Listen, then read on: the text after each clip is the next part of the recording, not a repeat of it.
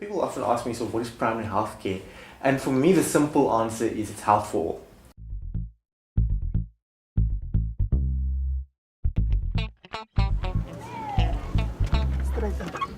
Everybody has the right of access to health education and health promotion and health services when they need them.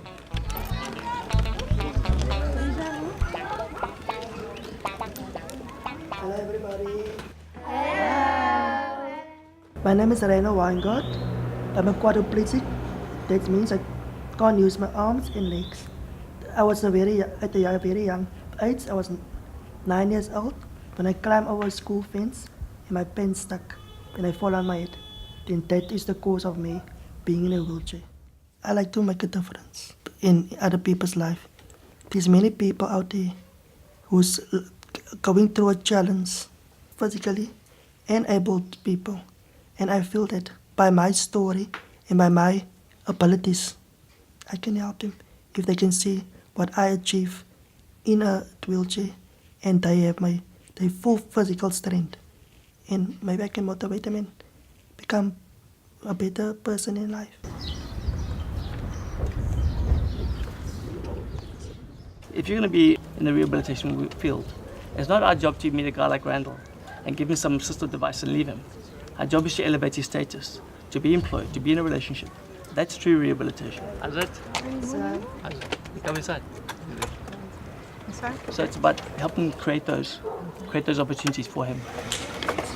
Where Vic is now, I would like to become.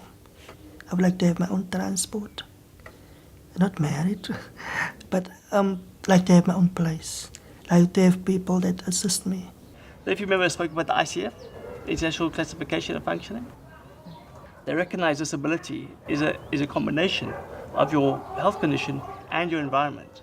So Randall and I have a similar health condition, but his environment is much less accessible for him than it is for me. I have accessible transport, I have my own carers. So we have the same disability, but what I can do, the opportunities I have are so much more. So we're going to be here, we're going to help, if you can help assist him in the next couple of months, and give him some assistance just in terms of what he needs. I would like to do an art class at the library, but I must still need permission. Okay. But I need some donations for them. The students help me by assisting me with planning, help me to get there, set up my paintings, and it's nice to always have somebody assist you. It plays a big part in my life, so I'm very grateful for the UCT students. He's quite an amazing guy because he doesn't let his circumstances bring him down. He doesn't worry about himself, he wants to uplift others. Even if you are in a wheelchair, people have this enormous potential to live in a positive way.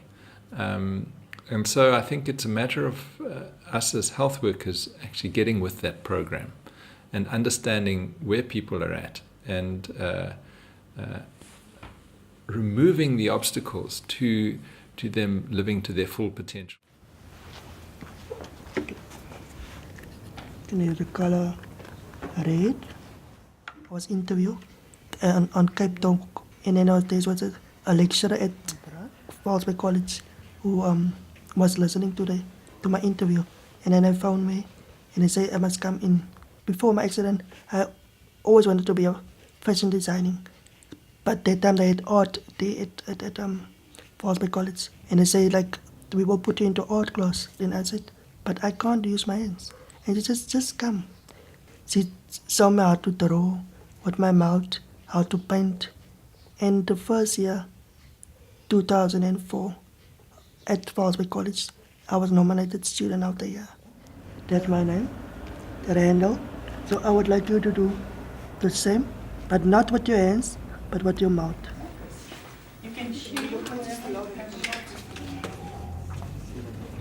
The hardest part for me to paint was the J, because every time I had to make a straight line, but then I couldn't get the paintbrush to get the other line at the bottom.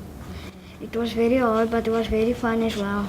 It was hard, but I managed to write my name, and He also managed to write his name, and it was very beautiful to see how a person can write his name with his mouth and not with his hands. Well done, guys. If people can see that Randall can teach, he's a fantastic teacher, and he'll engage the kids. And then when they see that, it helps to change the perceptions of what people with disabilities can do instead of what they can't do. I'm trying to start a young ambassador program. The area that I live in is very violent. And there is not a lot of opportunities here. And there's many young children, they drop out and then don't achieve anything. They just, the choices that they make is sad. If we look at a lot of the challenges that we face, a lot of the challenges we face are equity related challenges. So we look at the health status in people that come from the parts of society that earn the least, and we look at the health status of people that come from parts of society that earn a lot more, and we look at the mortality figures between them, and we see they're hugely different. So equity is a big part, and inequity is part of our history in this country. Well, at the moment I have 16 kids Yeah. already. But Fantastic. the ambassador program is about developing in a community, because all the kids coming from different backgrounds, and I want to help them see that no matter the environment we live in, there's still hope and there's still dreams for them to achieve their goals. Most of you guys say it was difficult, but it was fun. Now, my life, sometimes it's difficult, but it's most of the time fun. But my message for you is, for you guys, anything you want to be in life, you must work hard. Don't be afraid of failure. To be successful in life, you can fail, but you mustn't stop trying. I would like to, once a week, that they come to me, and then maybe 1 week we'll have a topic that they pick, maybe of violence, sex,